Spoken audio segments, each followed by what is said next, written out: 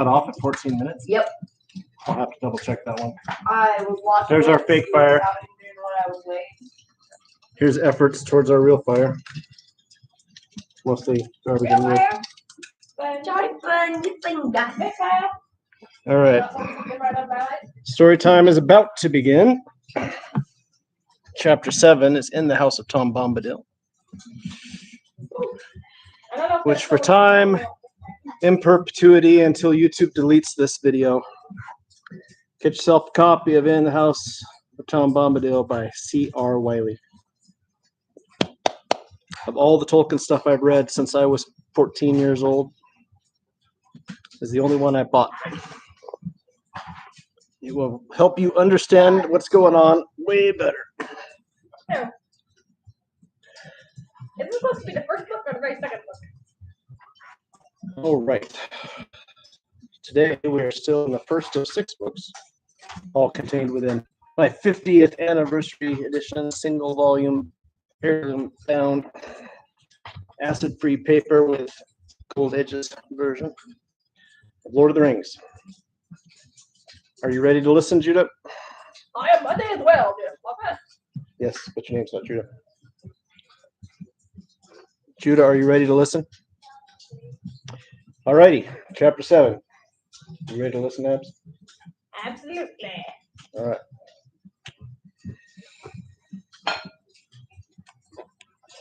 The 4 hobbits stepped over the wide stone threshold and stood still, blinking.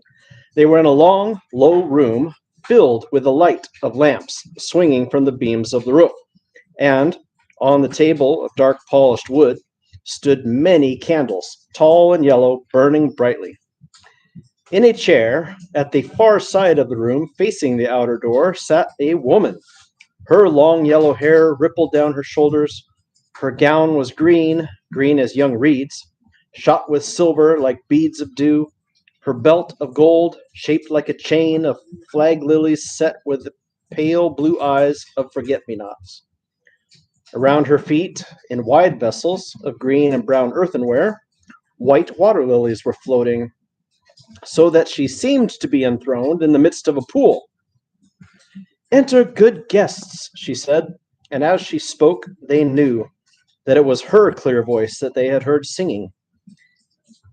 They came a few timid steps further into the room and began to bow low, feeling strangely surprised and awkward, like folk that knocking at a cottage door to beg for a drink of water and answered by a fair young elf queen clad in living flowers.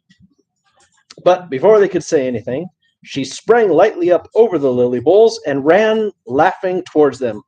And as she ran, her gown rustled softly like wind in the flowering borders of a river. "Come, dear folk," she said, taking Frodo by the hand. "Laugh! Be merry! I am Goldberry, daughter of the river." Then lightly she passed them and closed the door. And closing the door, she turned her back to it with her white arms spread out across it. "Let us shut out the night," she said. "For you are still afraid, perhaps." Back to it with her white arms spread out across it. "Let us shut out the night," she said. "For you are still afraid, perhaps, of mist and tree shadows and deep water and untamed things. Fear nothing, for tonight you are under the roof of Tom Bombadil." The hobbits looked at her in wonder, and she looked at each of them and smiled. "Fair Lady Goldberry," said Frodo at last, feeling his heart moved with a joy that he did not even understand. He stood as he had at times stood, enchanted by fair elven voices, but the spell that was now laid upon him was different. Less keen and lofty was the delight, but deeper and nearer to mortal heart, marvelous and yet not strange. "Fair Lady Goldberry," he said again, "now the joy that was hidden in the songs we heard is made plain to me.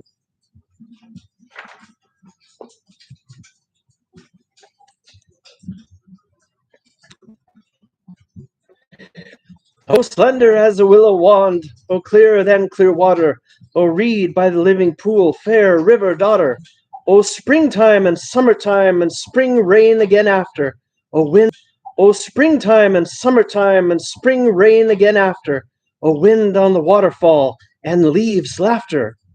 Suddenly he stopped, and he stammered, overcome with surprise to hear himself saying such things. But Goldberry laughed. Welcome, she said. I had not heard that folk of the Shire were so sweet-tongued, but I see that you are an elf friend. The light in your eyes and the ring in your voice tells it. This is a merry meeting. Sit now. Wait for the master of the house. He will not be long. He is tending your tired beasts. The hobbits sat down gladly in low, rush-seated chairs, while Goldberry busied herself around the table, and their eyes followed her, for the slender grace of her movement filled them with a quiet delight. From somewhere behind the house came the sound of singing. Every now and then they caught among many a derry dole and merry dole, and a ring-ding-a-dillo, these repeated words. Old Tom Bombadil is a merry fellow, bright blue his jacket is, and his boots are yellow. Fair lady, Frodo said after a while, tell me if my asking does not seem foolish, but who is Tom Bombadil? He is, said Goldberry, staying her swift movements and smiling. Frodo looked at her questioningly. He is as you have seen him, she said in answer to his look. He is the master of wood, water, and hill. That all of this strange land belongs to him? No, indeed, she answered. Then her smile faded. That would indeed be a burden, she added in a low voice as if to herself. The trees and the grasses and all things growing or living in a land belong each to themselves. Tom Bombadil is the master. No one has ever caught old Tom, walking in the forest, wading in the water, leaping on the hilltops under light and shadow. He has no fear. Tom Bombadil is master. The door opened, and in came Tom Bombadil. He had now no hat, and his thick brown hair was crowned with autumn leaves. He laughed, and going to Goldberry, took her hand. Here's my pretty lady, he said, bowing to the hobbits. Here's my Goldberry, clothed all in silver green with flowers in her girdle. Is the table laden? I see yellow cream and honeycomb, and white bread and butter, milk, cheese, green herbs, ripe berries gathered. Is that enough for us? Is the supper ready? It is, said Goldberry. But the guests, perhaps, are not. Tom clapped his hands and cried, Tom, Tom, your guests are tired and you have near forgotten. Come now, my merry lads. Tom will refresh you. You shall clean grimy hands and wash your weary faces, cast off your muddy cloaks and comb out your tangles. He opened the door, and they followed him down a short passage and around a sharp turn. They came to a low room with a sloping roof, a penthouse, it seemed, built on the north end of the house. Its walls were of clean stone, but they were mostly covered with green hanging mats and yellow curtains. The floor was flagged stone and strewn with fresh green rushes. There were 4 deep mattresses, each piled with white blankets, laid on the floor along one side. Against the opposite wall was a long bench, laden with wide earthenware basins, and beside it stood brown ewers filled with water, some cold, some steaming hot. And there were soft green slippers set ready beside each bed. Before long, washed and refreshed, the hobbits were seated at the table, 2 on each side, while at either end sat Goldberry and the master. It was a long and merry meal. Though the hobbits ate, as only famished hobbits can eat, there was no lack. The drink in their drinking bowls seemed to be clear cold water, yet it went to their hearts like wine, and it set free their voices. The guests became suddenly aware that they were singing merrily, as if it were easier and more natural than talking. At last, Tom Goldberry rose and cleared the table swiftly. The guests were commanded to sit quiet, and were set in chairs, each with a footstool for his tired feet. There was a sweet smell, as if it were built out of apple wood. That is a good smell. That's my favorite wood to smoke on. When everything was set in order, all the lights in the room were put out except for one lamp and a pair of candles at each end of the chimney shelf. Then Goldberry came and stood before them, holding a candle, and she wished them each a good night and a deep sleep. Have peace now, she said, until the morning. Heed no nightly noises, for nothing passes door or window here save moonlight and starlight and the wind off the hilltop. Good night. And she passed out of the room with a glimmer and a rustle. The sound of her footsteps was like a stream falling gently way downhill over stones in the quiet night. Tom sat on a while beside them in silence, while each of them tried to muster the courage to ask one of the many questions that they had meant to ask during supper. Sleep gathered on their eyelids. At last, Frodo spoke.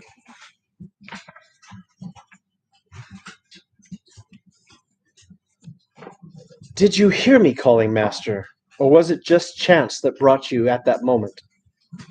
Tom stirred, like a man shaken out of a pleasant dream. Eh, what? He said. Did I hear you calling? Nay, I did not hear. I was busy singing. Just chance brought me then, if chance you can call it. It was no plan of mine, though I was waiting for you. We heard news of you and learned that you were wandering. We guessed that you would come before long down to the water. All paths lead that way, down the Withy Windle. Old Grey Willow Man, he's a mighty singer, and it is hard for little folk to escape his cunning mazes. But Tom had an errand there, and he dared not hinder. Tom nodded as if sleep was taking him again, and then he went on in a soft singing voice.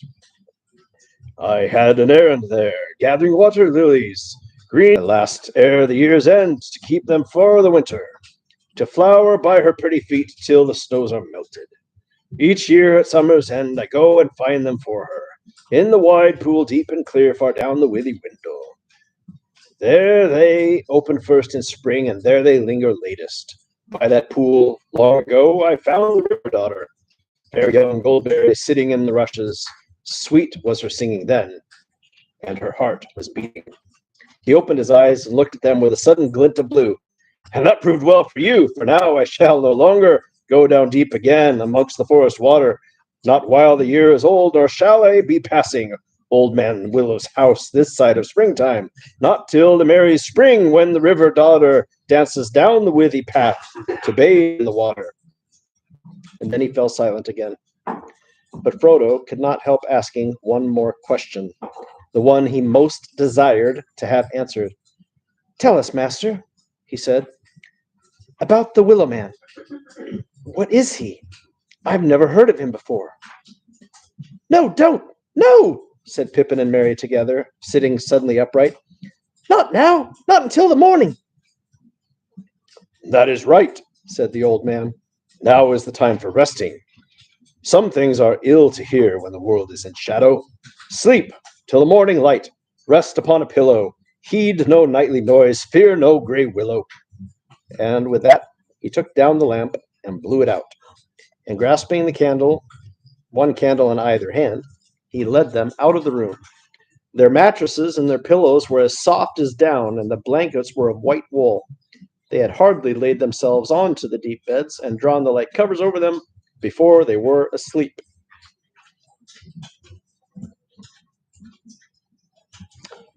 In the dead of night, Frodo lay in a dream without any light. He saw a young moon rising. Under its thin light there loomed before him a black wall of rock, pierced by a dark archway like a great gate. It seemed to Frodo that he was lifted up, and passing over, he saw the rock wall was a circle of hills, and that within it was a plain. And in the midst of the plain stood a pinnacle of stone, like a vast tower, not made by hands. On its top stood the figure of a man. The moon, as it rose, seemed to hang for a moment above his head and glisten on his white hair as the wind stirred it. Up from the dark plain below came the crying of fell voices and the howling of many wolves, and suddenly a shadow like the shape of great wings passed across the moon, and the figure lifted his arms, and a light flashed from the staff that he wielded, and a mighty eagle swept down and bore him away. The voices wailed, and the wolves yammered, and there was noise like a strong wind blowing, and on it was borne the sound of hooves, galloping, galloping, galloping from the east. Black riders, thought Frodo, as he wakened. With the sound of hooves still echoing in his mind, He wondered if he would ever again have the courage to leave the safety of these stone walls. He lay motionless, still listening, but all was now silent. At last he turned and fell asleep again, or wandered into some other unremembered dream. At his side, Pippin lay dreaming pleasantly, but a change came over his dreams, and he turned and he groaned. Suddenly he woke, or thought he had waked, yet he still heard in the darkness the sound that had disturbed his dream. Tip, tap, squeak. The noise was like branches fretting in a wind, twig fingers scraping walls and windows. Creak, creak, creak. He wondered if it was willow trees close to the house, and then suddenly had a dreadful feeling that he was not in an ordinary house at all, but inside the willow, listening to that horrible, dry, creaking voice laughing at him. He sat up, and he felt the soft pillow under his hands, and he lay down again, relieved. He seemed to hear the echo of words in his ears. Fear nothing. Have peace until morning. Heed no... And he lay down again, relieved. He seemed to hear the echo of words in his ears. Fear nothing. Have peace until morning. Heed no nightly noises. And he went to sleep again. It was the sound of water that Mary heard falling into his quiet sleep, water streaming down gently and then spreading and spreading irresistibly all around the house into a dark, shoreless pool. It gurgled under the walls and was rising slowly but surely. I shall be drowned, he thought. It's going to find its way in, and then I shall drown. He felt that he was lying in a soft, slimy bog, and springing up, he set his foot on the corner of a cold, hard flagstone and remembered where he was. And he lay down again and seemed to hear or remember hearing, nothing passes doors or windows save moonlight and starlight and the wind. A little breath of sweet air moved the curtain. He breathed deep and fell asleep again. As far as he could remember, Sam slept through the night in deep content, if logs can be called content. Sam slept through the night in deep content, if logs can be called content. They woke up all four at once in the morning light. Tom was moving about the room, whistling like a starling. When he heard them stir, he clapped his hands and cried, Hey, come, merry dole, my hearties! And he drew back the yellow curtains, and the hobbits saw that these had covered the windows at either end of the room, one looking east and the other looking west. They leapt up, refreshed. Frodo ran to the eastern window and found himself looking into a kitchen garden, gray with dew. He had half expected to see turf right up to the wall, turf all pocked with hoof prints. Actually, his view was screened by a tall line of beans on poles. But above, and far beyond them, the gray top of the hill loomed up against the sunrise. It was a pale morning in the east. Behind long clouds like lines of soiled wool, stained red at the edges, lay the glimmering deeps of yellow. The sky spoke of rain to come. But the light was broadening quickly, and the red flowers on the beans began to glow against the wet green leaves. Pippin looked out the western window down into a pool of mist. The forest was hidden under a fog. It was like looking down onto a sloping cloud roof from above. There was a fold or a channel where the mist was broken in many plumes and billows, and that was the valley of the Withy Window. The stream ran down the hill to the left and vanished into the white shadow. Near at hand was a flower garden and a clipped hedge, silver netted, and beyond that, gray, shaven grass, pale with dewdrops. There was no willow tree to be seen. Good morning, merry friends, cried Tom, opening the eastern window wide. A cool air flowed in. It had a rainy smell. Sun won't show her face much today, I'm thinking. I have been walking wide, leaping on the hilltops since the gray dawn began. Nosing the wind and weather, wet grass underfoot, wet sky above. I waken Goldberry singing under the window, but not wakes hobbit folk in the early morning.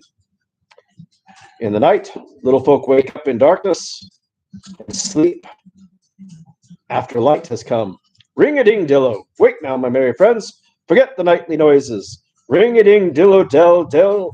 Dairy Del my hearties. If you come soon, you'll find breakfast on the table. If you come late, you'll get grass and rainwater. Needless to say, not that Tom's threat sounded very serious, the hobbits came down and left the table late, only when it was beginning to look rather empty. Neither Tom nor Goldberry were there.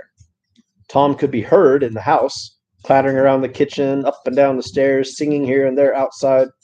The room looked westward, over the mist-clouded valley, and the window was open. Water dripped down from the thatched eaves up above.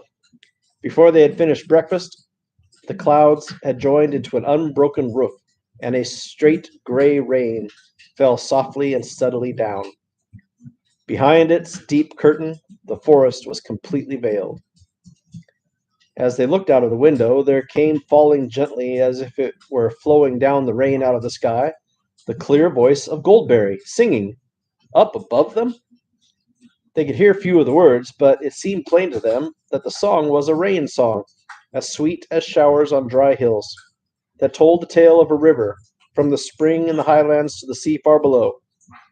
The hobbits listened with delight, and Frodo was glad in his heart, and blessed this kind weather, because it delayed them from departing.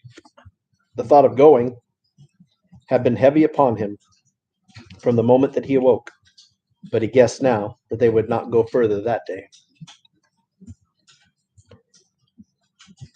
The upper wind settled in the west, and deeper and wetter clouds rolled up to spill their laden rain onto the bare heads of the downs. Nothing could be seen all round that house but falling water.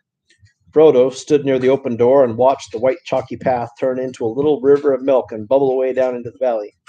Tom Bombadil came trotting around the corner of the house, waving his arms as if he were warding off the rain, and indeed, when he sprang over the threshold, he seemed quite dry, except for his boots.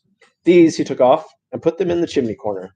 Then he sat in the largest chair and called the hobbits to gather round him. "This is Goldberry's washing day," he said, "and her autumn cleaning. Too wet for hobbit folk. Let them rest while they are able. It is a good day for long tales, questions, and answers. So Tom will start the talking." And then he told them many remarkable stories, sometimes half as if speaking to himself, sometimes looking at them suddenly with a bright blue eye under his deep brows. Often his voice would turn to a song. He would get out of his chair and dance around. He told them tales about bees and flowers, the ways of trees, strange creatures of the forest, about evil things and good things, things friendly and things unfriendly, cruel things and kind things, and secrets which are hidden under brambles. As they listened, they began to understand the lives of the forest, apart from themselves. Indeed, to feel themselves as the strangers where all these other things were at home. Moving constantly in and out of this talk was Old Man Willow, and Frodo learned now enough to content him. Indeed, more than enough, for it was not comfortable lore. Tom's words laid bare the hearts of trees and their thoughts, which are often dark and strange, and filled with hatred of things that go free upon the earth, gnawing and biting and breaking and hacking and burning, destroyers and usurpers. It was not called the Old Forest without reason, for it was indeed ancient, a survivor of vast forgotten woods, and in it there lived, yet aging no quicker than the hills, the fathers of trees, remembering times when they had been lords. The countless years had filled them with pride and rooted wisdom and with malice, but none were more dangerous than the great willow. His heart was rotten, but his strength was green, and he was cunning, and a master of winds, and his song and thought ran through the woods on both sides of the river. His gray, thirsty spirit drew power out of the earth and spread like fine root threads through the ground, invisible twig fingers in the air, till it had under its dominion nearly all the trees of the forest, from the hedge to the downs. Suddenly, Tom's talk left the woods and went leaping up the young stream, over bubbling waterfalls, over pebbles and worn rocks, among small flowers and close grass and wet crannies, wandering at last up to the downs. They heard about the great barrows, and the green mounds, and the stone rings up on the hills and in the hollows and among the hills, and sheep bleating in flocks, and green walls and white walls rose. There were fortresses on the heights, and kings of little kingdoms fighting together, and the young sun shining like fire on the red metal of their new greedy swords. There was victory and defeat, and towers fell, fortresses were burned, and flames went up into the sky. Gold was piled up in biers of dead kings and queens, and mounds covered them, and the stone doors were shut, and the grass grew over it all, and sheep walked for a while, biting the grass, but soon the hills were empty again, and a shadow came out of dark places far away, and the bones were stirred inside the mounds. The barrow wights walked in the hollow places with the clinking of rings on cold fingers and gold chains in the wind. Stone rings grinned out of the ground like broken teeth in the moonlight, and the hobbits shuddered.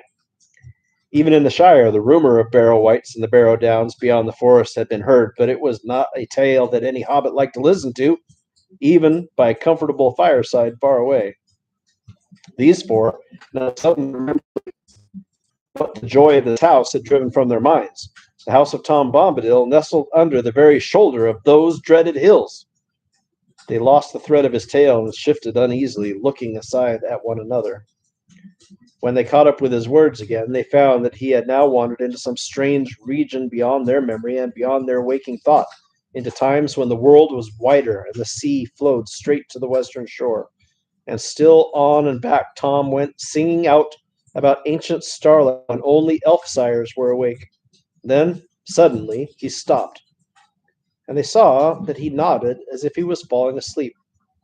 The hobbits sat still before him, enchanted, and it seemed as if, under the spell of his words, the wind had gone, and the clouds had dried up, and the day had been withdrawn, and darkness had come from east and west, and all of the sky was filled with the light of white stars.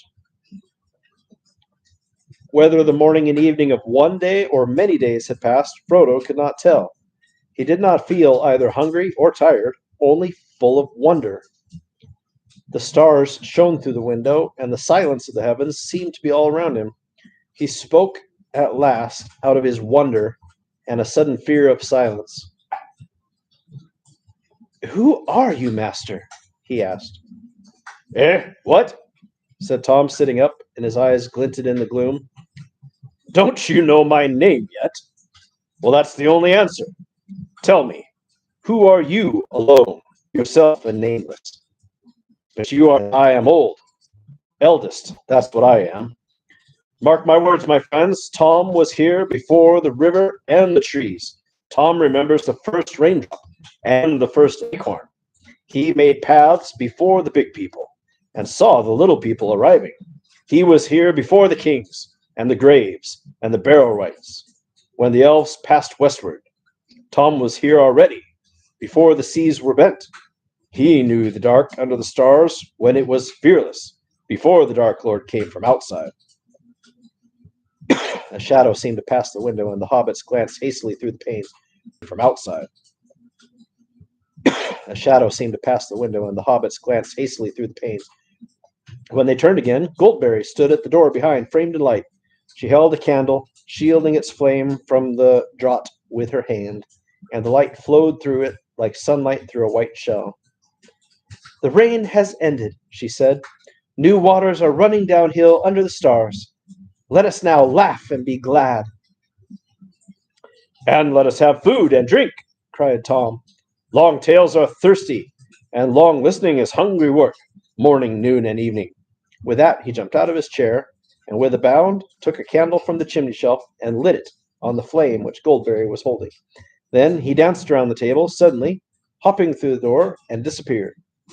Quickly he returned, bearing a large laden tray. Then Tom and Goldberry set the table, and the hobbits sat in wonder and half in laughter. So fair was the grace of Goldberry, and so merry the odd caperings of Tom, yet, in some fashion, they seemed to weave a single dance. Neither hindered each other in and out of the room and round the table with great speed, Food and vessels and lights were set in order. The boards blazed with candles, white and yellow. Tom bowed to his guests. "Supper is ready," said Goldberry, and now the hobbits saw that she was clothed all in silver, with a white girdle, and her shoes were like fish's mail. But Tom was all in clean blue, blue as rain-washed forget-me-nots, and he was wearing green stockings. It was a supper even better than before. The hobbits, under the spell of Tom's words, may have missed one meal or many, but when the food was before them, it seemed to last a week. Oh, it seemed at least a week since they had last eaten. They did not sing or even speak much for a while, and paid close attention to business. But after a time, their hearts and their spirits rose high again, and their voices rang out in mirth and laughter. After they had eaten, Goldberry sang many songs for them, songs that began merrily in the hills and fell softly down into silence. And in the silence, they saw in their minds pools and water wider than they had ever known, and they looked into them and saw the sky below them and stars like jewels in the depths. Then once more she wished them each good night and left them by the fireside. But Tom now seemed wide awake, and he plied them with questions. He appeared already to know much about them, and all about their families, and indeed to know much about all the history and doings of the Shire, down from days hardly even remembered amongst hobbits themselves. It no longer surprised them, but he made no secret that he owed his recent knowledge largely to Farmer Maggot, whom he seemed to regard as a person of more importance than they had ever imagined. "There's earth under his old feet, and clay on his fingers, wisdom in his bones, and both his eyes are open," said Tom. It was also clear to them that Tom had had dealings with elves, but it seemed that in some fashion news had reached him from Gildor concerning the flight of Frodo. So much did Tom know, and so cunning was his questioning, that Frodo found himself telling him more about Bilbo and his own hopes and fears than he had even told to Gandalf. Tom wagged his head up and down, and there was a glint in his eyes when he heard about the riders. "Show me the precious ring," he said suddenly, in the midst of the story.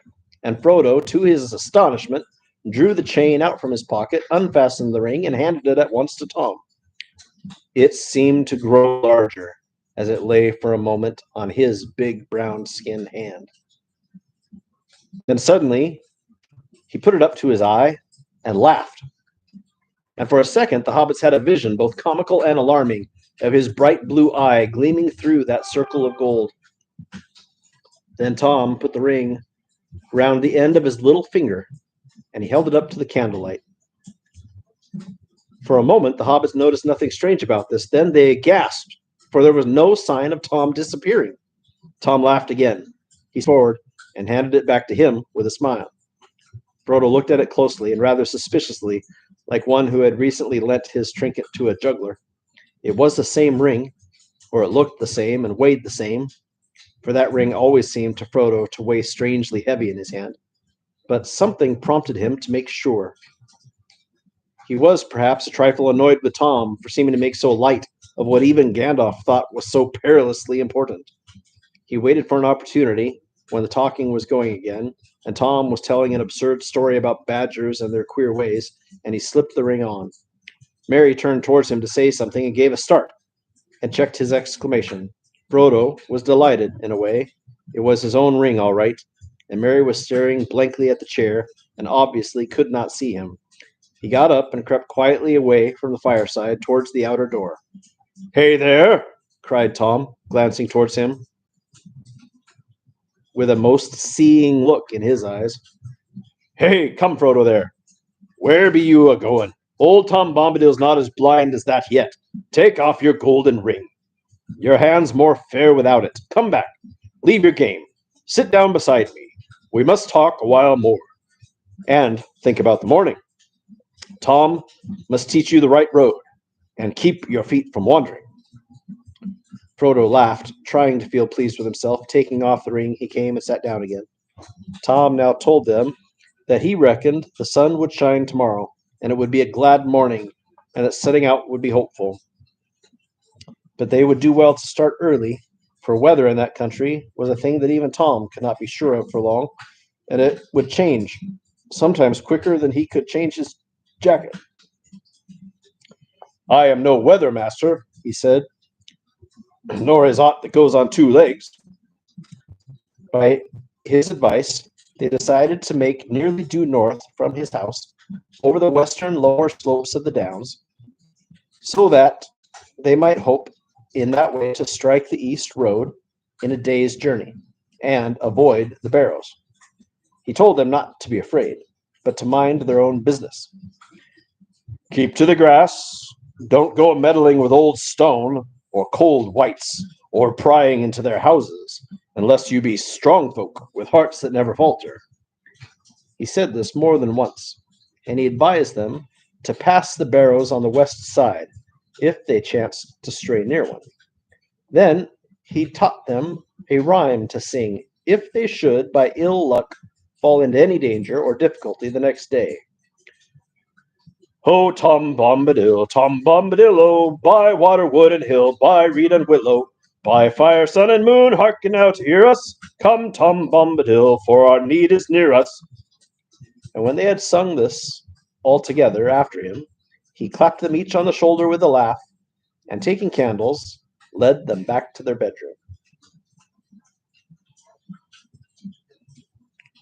That is the end of chapter 7. What do you think? Let me see how long Barrow Downs is.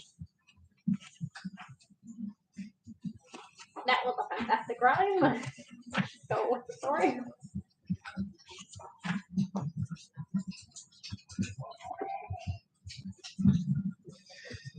Yeah, it's longer than I thought. So I think that's it for tonight. Is the one chapter.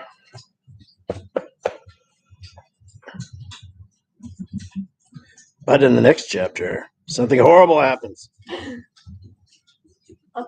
Old babies.